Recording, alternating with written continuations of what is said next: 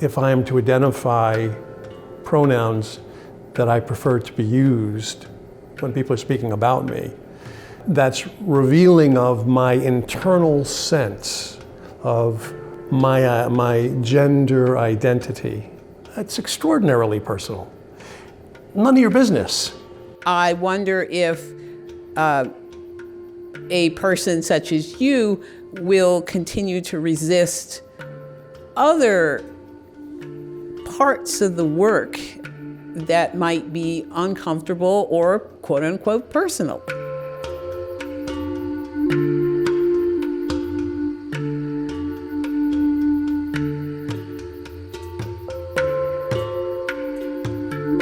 My focus in life and really what drove me and has driven me is what is love? And what is love?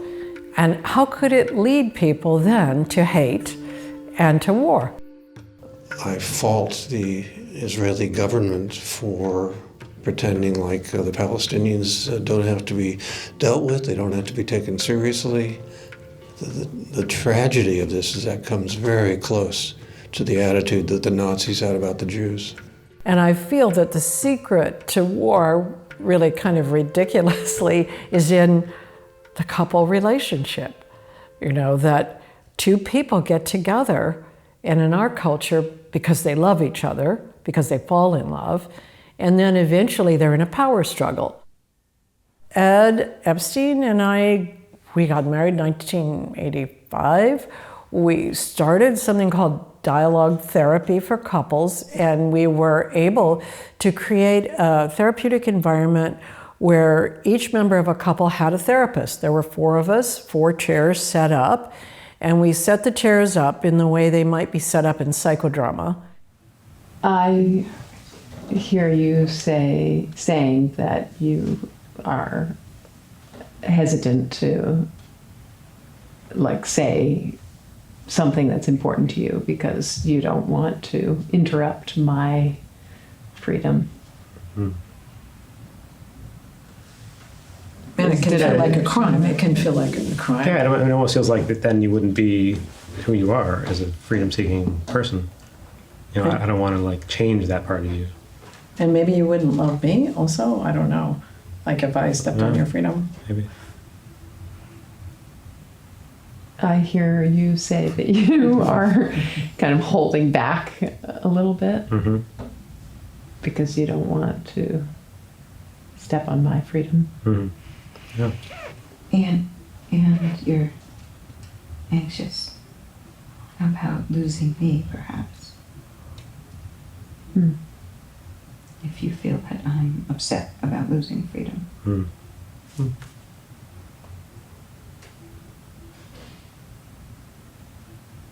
And that you feel anxious about maybe losing me. Maybe that doesn't seem quite right. Yeah, not quite. But that you don't want to interrupt my flow or something. Yeah, I mean, I think in general I have a fear of, I don't want to say hurting, but sort of interrupting people's life or joys or something. You know, I have a fear of hurting people, I guess. Yeah, I think I have a fear of hurting people, I really do.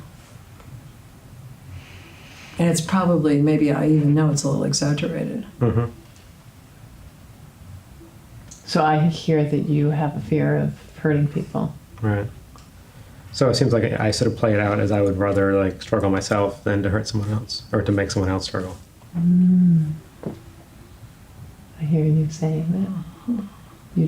You take on the struggle rather than put it on someone else or right. let them take care of it. That feels like a better option sometimes or something.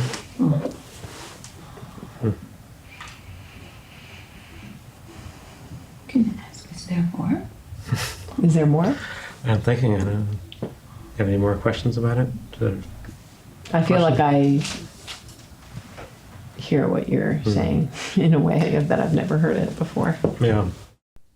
While I was doing dialogue therapy training for mental health professionals, there was a challenge to create this model for people who are not licensed mental health professionals.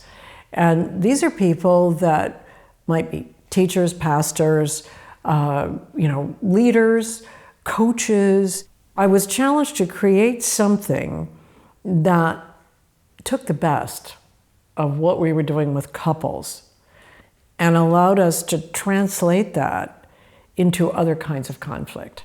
So we then invented a new structure for facilitating difficult conversations, but that was all bumped out of dialogue therapy for couples.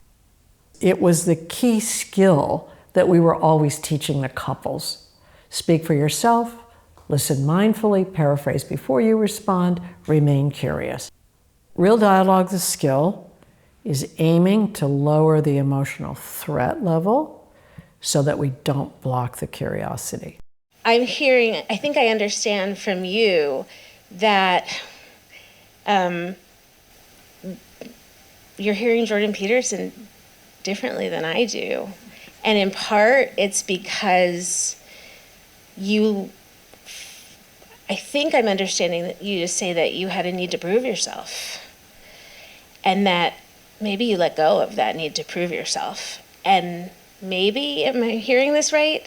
Maybe Jordan Peterson, you're hearing him talk about people sort of being true to themselves and not needing to prove themselves in artificial ways. Is that true?